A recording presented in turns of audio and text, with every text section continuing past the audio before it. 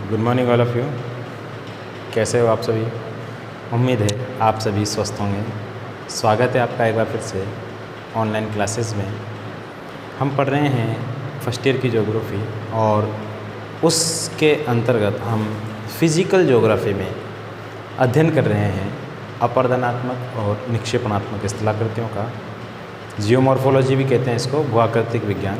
उसी का हम अध्ययन कर रहे हैं और उसी अध्ययन के सिलसिले को जारी रखते हुए हमने नदी, हिम नदी और भूमिगत जल द्वारा निर्मित अपरदनात्मक स्थलाकृतियों को पढ़ लिया है।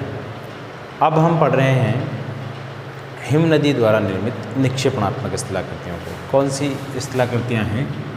हिम नदी द्वारा निर्मित निक्षेपणात्मक स्थलाकृतियों को पढ़ रहे हैं। ठीक है, यानी कि हिम नदियाँ जो होती है वो निक्षेपण करती है।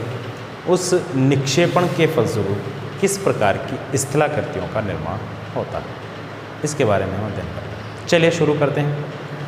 देखिए, पिछली कक्षा में हमने आपको 2-3 अपरदनात्मक स्थलाकृतियाँ बताई थी जो बची हुई थी, और हमने निक्षेपणात्मक स्थलाकृतियों के बारे में भी आपको बतलाया था। तो निक्षेपणात्मक स्थलाकृति के बारे में हमने आपको बतलाया था। तो इसमें क्या बनते हैं? हिमोड़। किसका निर्माण होता है बोलो? हिमोड़ों का, जिसको मोरेन कहते हैं। क्या बोलते हैं बोलो? मोरेन। अंग्रेजी में मोरेन कहते हैं, हिमोड़ कहते हैं इसको। हिमोड़ का निर्माण किससे होता है? अपोड़ के माध्यम से। अपोड़ किसको कहते हैं? जो हिम नदी अपने साथ बहा करके लेके आती है ना, उसको अपोड़ कहते हैं। ठीक, चलिए अब देखते हैं, शुरू करते हैं इसको। देखिए, कल हमने जो आपको बताया था, एक बार फिर से रिवाइज कर दे। देखिए, ये नदी है, कौन सी नदी है बोलो? हिम नदी। ठीक है, हिम नदी 2 अलग अलग दिशाओं से आ रही है। एक नदी तो यहाँ से आ रही है, एक नदी यहाँ से। ठीक है, नदी जब यहाँ से आती है तो अपने साथ कई प्रकार के अवसाद लेके आती है, कंकड़, पत्थर, मिट्टी वगैरह वगैरह जो भी उसमें लेके आई। तो लेके आने के फलस्वरूप कहाँ जमा किया? पहले इसके किनारों पे जमा करती है, दोनों तरफ, बाहर की तरफ भी, अंदर की तरफ। किनारों पे इसने को जमा किया, तो किनारों पे जमा करने के फलस्वरूप, दोनों किनारों पे जब जमा कर देगी तो ऐसे किनारों पर जमा किए हुए अवसादों को क्या कहा जाता है बोलो? ऐसे किनारों पर जमा किए हुए अवसादों को कहा जाता है। यहाँ भी ये किनारे हैं, यहाँ भी जमा कर देगी, क्योंकि ये इस नदी का जो है बायां किनारा है, ये इस नदी का दायां किनारा है। तो यहाँ भी उसका जमाव कर देगी। तो इस तरीके के जमावों को क्या कहा जाता है? इस तरीके के जमावों को कहते हैं पार्श्विक हिमोड़। बोलो क्या? पार्श्विक हिमोड़। ठीक है, यानी कि पार्श्व पर बने हुए हिमोड़, पार्श्व पर जमे हुए अवसाद।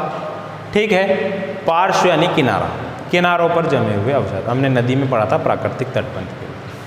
फिर ये दोनों नदियां आपस में आकर के यहाँ इसका जो बर्फ़ या चट्टाने या पानी जो होता है इसका यहाँ पर आकर के मिलने लगता है। तो ये दोनों नदियाँ जहाँ मिलती है वहाँ पर अवसादों का जमा करती है। ऐसे अवसादों के जमाओं को क्या बोलते हैं? मध्यवर्ती या मध्यस्थ हिमोड़। क्या बोलते हैं बोलो? मध्यवर्ती या मध्यस्थ हिमोड़ इनको कहा जाता है। दोनों नदियाँ बीच में जमाव जब करेगी तली में, नदी की गट तली में, तो वहाँ पर मध्यस्थ हिमोड़ों का निर्माण होगा। ठीक है, इसके बाद ये मध्यस्थ हिमोड़ आगे जाते हैं, और आगे जाने के बाद क्या होता है? देखिए, आगे जाने के बाद यहाँ पर इसका जमाव करना शुरू कर देंगे इसकी तली में, जो इसका लास्ट स्टेज होगा, जहाँ से फिर पानी बहने लगेगा। उससे पहले यहाँ पर इसकी तली में जब ये कर देते हैं इनका निक्षेप, तो इनको कहते हैं तलस्थ हिमोड़। बात समझ में आ रही होगी? बात क्या चल रही है यही समझनी इम्पोर्टेंट है। बात ये चल रही है कि हिम नदी है, हिम नदी बह रही थी, कई प्रकार की अपरदनात्मक स्थलाकृतियाँ बनाई, यू आकार की घाटी बनाई। उसके अलावा वो बनाई उसने भेड़ पीटिका, शैल पीटिका, श्रृंग या पुच्छ का निर्माण किया, और सर्क का निर्माण किया, एस्कर का निर्माण किया, एस्कर आप पढ़ेंगे, गिरिश्रृंग या हॉर्न का निर्माण किया, अरेत का निर्माण किया। इन सभी के निर्माण को अपरदनात्मक कहते हैं। अब नदी जब आगे बढ़ रही है तो अपने साथ जो कंकड़, पत्थर, मिट्टी वगैरह बहा करके ले जा रही है, उनको कहीं ना कहीं तो जमा करेगी नहीं। अगर किनारों पे जमा करी तो पार्श्विक हिमोड़, मध्य में जमा करी तो मध्यस्थ हिमोड़, तली में जमा करी तो तलस्थ हिमोड़। और नदी जब आखिरी अवस्था में होती है अपनी हिम नदी, देखिए हिम नदी की आखिरी अवस्था होती है मैदानों में पहुंचने से पहले पहले। नदी निकलती है पहाड़ों से, नदी निकलने के बाद पहाड़ों से कहाँ जाती है, समुद्रों की तरफ जाती है। तो समुद्र की तरफ जाने से पहले उसको एक लंबा रास्ता तय करना पड़ता है मैदानों में होकर।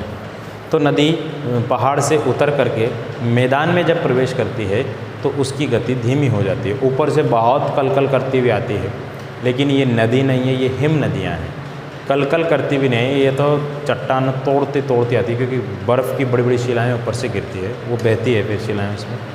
तो एक स्थान ऐसा होता है जहाँ जाकर के शिलाएँ रुक जाती है, आगे पानी ही बहता है। ठीक है, तो आखिरी स्टेज जो होता है वहाँ पे नदी के साथ जो कुछ भी है अवसाद, वो सब वहाँ पे जमा होने लग जाता है। ऐसी स्थिति में नदी जो जमाव करती है उस जमाव को अंतिम हिमोड़ के नाम से जाना जाता है। बोलो क्या, अंतिम हिमोड़।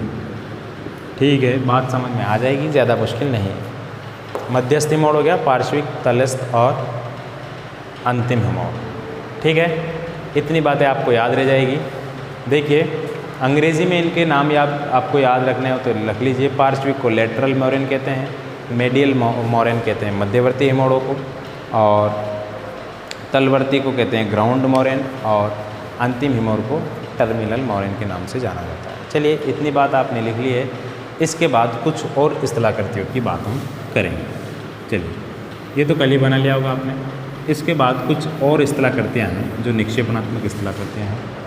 ड्रमलिन लिखिए, ड्रमलिन कौन सी इस्तिलाकृति है बोलो, ड्रमलिन क्या होती है गुरुजी? देखिए ड्रमलिन एक अंडों की टोकरी की तरह होती है। कैसी बोलो, अंडों की टोकरी।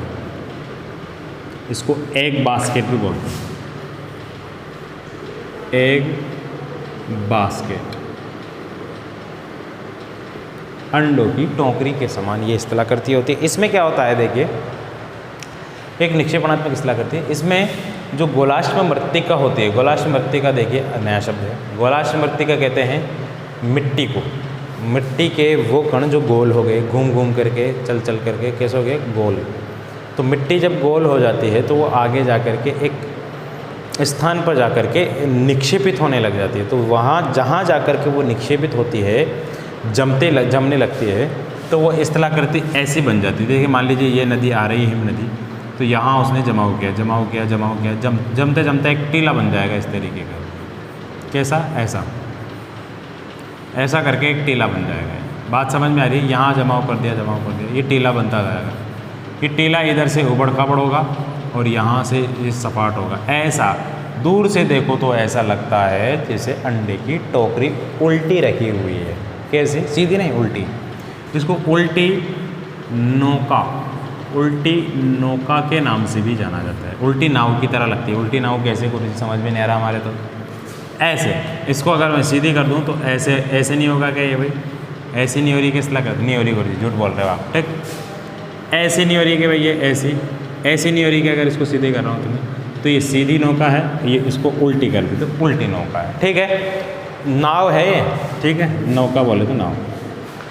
तो उल्टी नौका के समान भी दिखाई देती है, और साथ ही साथ इसको अंडों की टोकरी भी कहा जाता है। ठीक है, अंडों की टोकरी, एग बास्केट टोपोग्राफी इसको कहते हैं। ठीक है, ये इस्तिलाकृति जो है सेम टू सेम वैसी है जैसी रोश मुटाने होती थी। हमने पढ़ा था पहले, रोश मुटाने, मेष शिला, भेड़ पीठ शिलिका पढ़ा था। मेष शिला या भेड़ पीठ शिलिका हमने पढ़ा था। वैसी की वैसी इस्तिलाकृति होती है, बस अंतर क्या होता है कि ये निक्षेपणात्मक इस्तिलाकृति है, वो अपर्दनात्मक इस्तिलाकृति है। ठीक है, एक ही तरीके की इस्तिलाकृति है, लेकिन ये निक्षेपणात्मक है, वो अपर्दनात्मक इस्तिलाकृति। ठीक है, याद हो जाएगी आपको, ज़्यादा मुश्किल इसमें नहीं है। इसके बाद देखते हैं अगली इस्तिलाकृति। अगली इस्तिलाकृति देखिए, लाइव क्लास में आप सब जुड़ जाना भाई। ठीक है, लाइव क्लास में जुड़ जाना। अधिकतर बच्चों के नंबर मेरे पास आ चुके हैं, और जो भी बच्चा इच्छुक है वो मेरे नंबर में आपका बताए हैं, पिछले 2-3 वीडियो में देख लीजिए आप, मैंने नंबर ज़रूर बताए मेरे, उसके माध्यम से आप हमसे जुड़ सकते हैं या फिर अपने दोस्तों से नंबर पूछ लीजिए। लिंक मैंने सेंड कर दिया है सभी को, सभी लगभग हमारे पास बहुत सारे बच्चे जुड़ चुके हैं।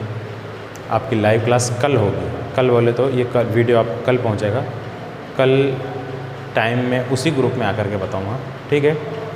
कल बोले तो आज जब आप वीडियो देख रहे हैं यानी कि 17 सितंबर को आपकी लाइव क्लास होगी।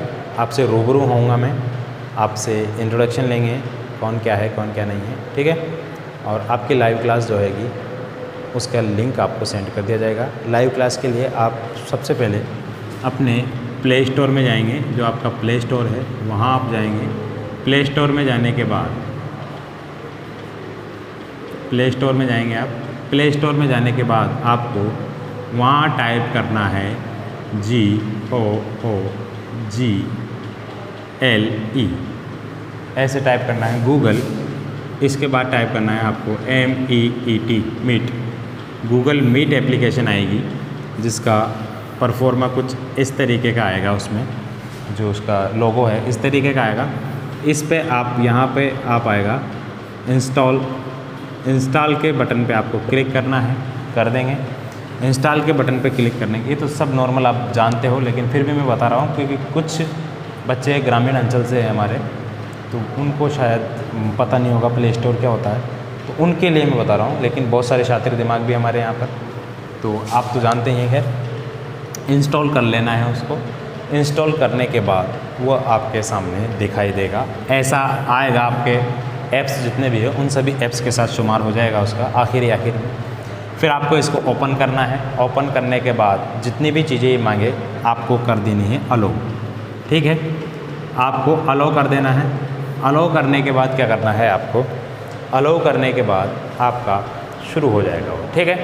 उसमें 2 ऑप्शन आएंगे, एक तो ज्वाइन करने का आएगा और एक न्यू मीटिंग आएगा। न्यू मीटिंग आएगा और एक ज्वाइन करने का आएगा। आपको जाना है ज्वाइन पे, न्यू मीटिंग पे आपको नहीं जाना है, ठीक है। न्यू मीटिंग हम करेंगे ताकि आपको जोड़ सकें। आपको सिर्फ ज्वाइन होना है। आपके पास इसको नहीं चलाना आपको जब तक हमारे पास से लिंक नहीं दिया जाए। आपके पास जो आपका ग्रुप है, जो हमने ग्रुप बनाया है BA फर्स्ट ईयर का, BA फर्स्ट ईयर ज्योग्राफी इस नाम से हमारा ग्रुप है। उस ग्रुप में जितने भी बच्चे ऐड हो चुके हैं, अच्छी बात है, नहीं हुए वो ऐड हो जाओ जल्दी जल्दी। उस ग्रुप में BA फर्स्ट ईयर के ग्रुप में आपको लिंक भेजा जाएगा HTTP, इसके बाद कुछ XYZ इस तरीके से आएगा। इस तरीके से आपके पास एक लिंक आएगा। उस लिंक पे आपको जस्ट क्लिक करना है। नीले कलर का लिंक आएगा ये, उस लिंक पे आपको जस्ट क्लिक करना है। क्लिक करते ही आप गूगल मीट में पहुंच जाओगे। गूगल मीट में पहुंचने के बाद आपको क्या करना है, ज्वाइन मीटिंग करना है, ठीक है।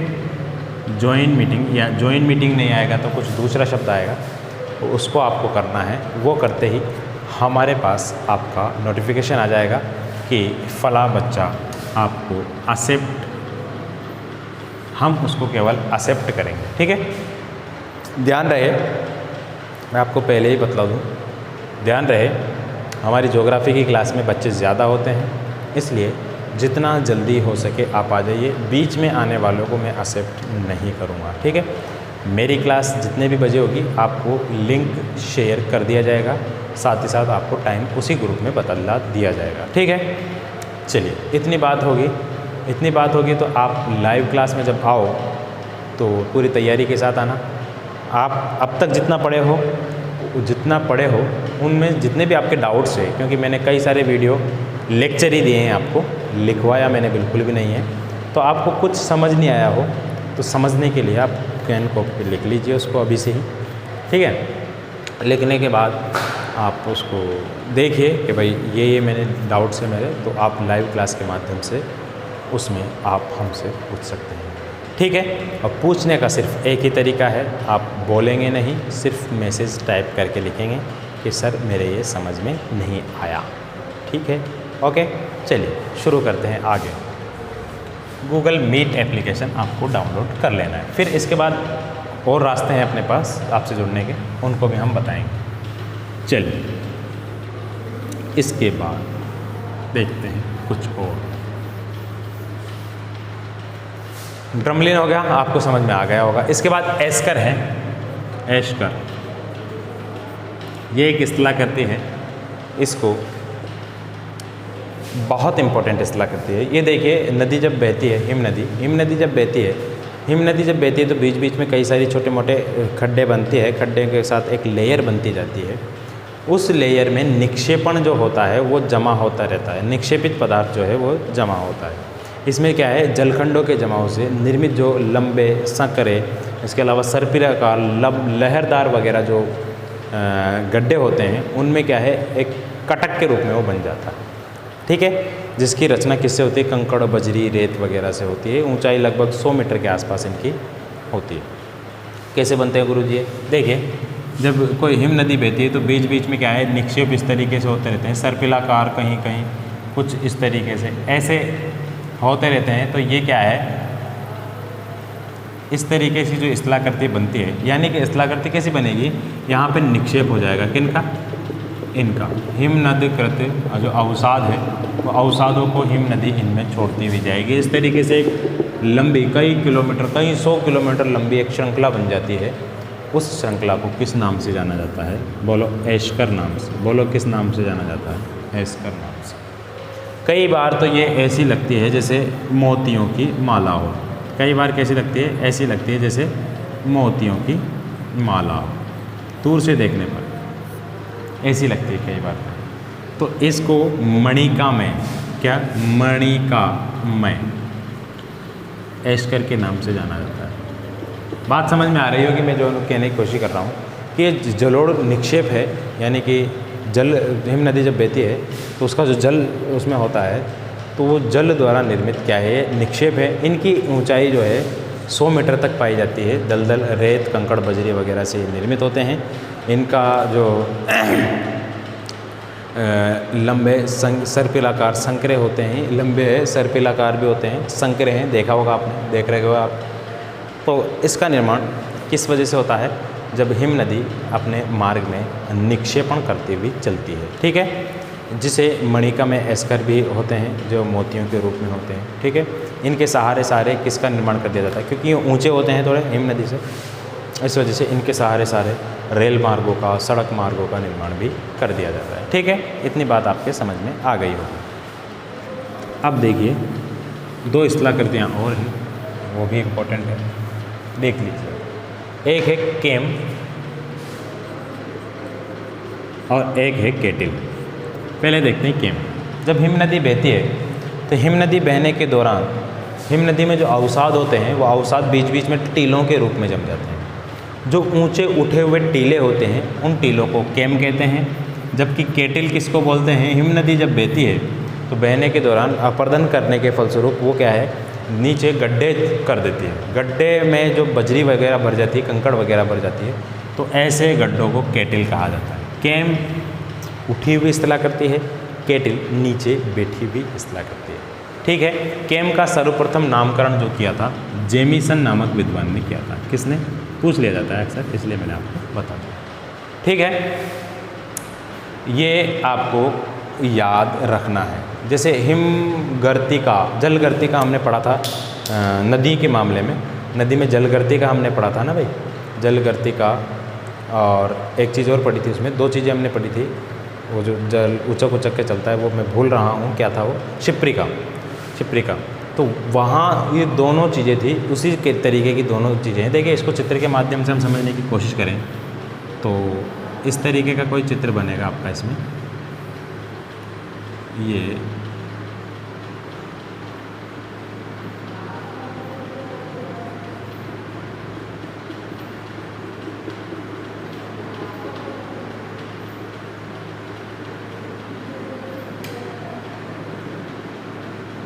समझने की कोशिश करना मैं आपको क्या बना रहा हूँ यहाँ पर।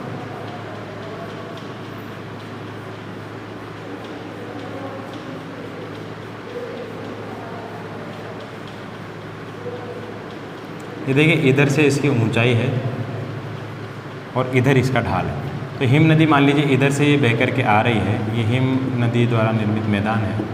हिम नदी द्वारा इधर से बह करके आ रही है, तो बीच बीच में निक्षेप जमा कर दिए इन्होंने। क्या कर दिए? निक्षेप। तो इस तरीके के ऊंचे टीलों को क्या कहते हैं? केम। और बीच बीच में कुछ इस तरीके की कोई झीलें खाड़ी बन जाती है, उनको क्या कहते हैं? केटिल। क्या बोलते हैं उनको? केटिल। और ये जो आपको दिखाई दे रहे हैं ये क्या है? ड्रमलिन, क्योंकि इसका इधर वाला भाग इस तरीके अंडों की टोकरी के समान देखिए, ये ड्रमलिन है। क्या है ये? ड्रमलिन। आगे भी इसी तरीके के हिम नदी द्वारा निर्मित मैदान है। ठीक है, समझ में आ गया होगा, उम्मीद है आपको मैंने जो समझाने की कोशिश की। हिम नदी इधर से बहकर के आ रही है, ये इसके अलावा इसमें एस्कर का निर्माण भी कर सकते हैं। एस्कर ये इस तरीके से मणि का, ये एस्कर एक लंबी श्रृंखला होती है ऐसे, ये एस्कर भी बन गया। क्या ये? एस्कर। जब आप इनकी टोपोग्राफी देखे हैं गूगल मैप पे जाकर देखना, गूगल जो इमेज होती है, गूगल पे जाइए आप www.google.com और वहाँ पे आपको ऑप्शन दिखाई देंगे वेब, मैप, इसके अलावा इमेज, ये सब कुछ आपको दिखाई देगा उसमें। ठीक है, ये सब कुछ आपको दिखाई दे, तो आप इसमें जाइए इमेज में। ठीक है, इमेज में जाएंगे तो आपको टोपोग्राफी दिखाई देगी कई सारी। क्या दिखाई देगी? टोपोग्राफी। उसमें आप इस तरीके की टोपोग्राफी को देख सकते हैं और समझ सकते हैं कि ये टोपोग्राफी किस तरीके से बनती है। ओरिजिनली आपको देखना है तो भी आप इमेज में जा कर के देख सकते हैं। उसमें लिखना हिम नदी द्वारा निर्मित निक्षेपणात्मक स्थलाकृति हैं। ठीक है, चलिए आगे देखते हैं। केम हो गया, केटिल हो गया, ये देख लिया आपने। ठीक है, और इसके बाद कोई इम्पोर्टेंट स्थलाकृति नहीं है। हिमानी द्वारा निर्मित निक्षेपित मैदान जो अभी आपने देख लिया, वो भी हिमधौत मैदान के नाम से जाना जाता है। ठीक है, तो ये सारी चीज़ें थी जो आपको मैंने बतलाई आज की वीडियो में। कल के वीडियो में हम एक पवन द्वारा निर्मित स्थलाकृतियों का अध्ययन करेंगे। उम्मीद है आज का वीडियो आपके लिए नॉलेजेबल रहा होगा, बहुत नॉलेजेबल रहा होगा। मिलेंगे अगले वीडियो में, तब तक मुझे दीजिए इजाज़त। नमस्कार।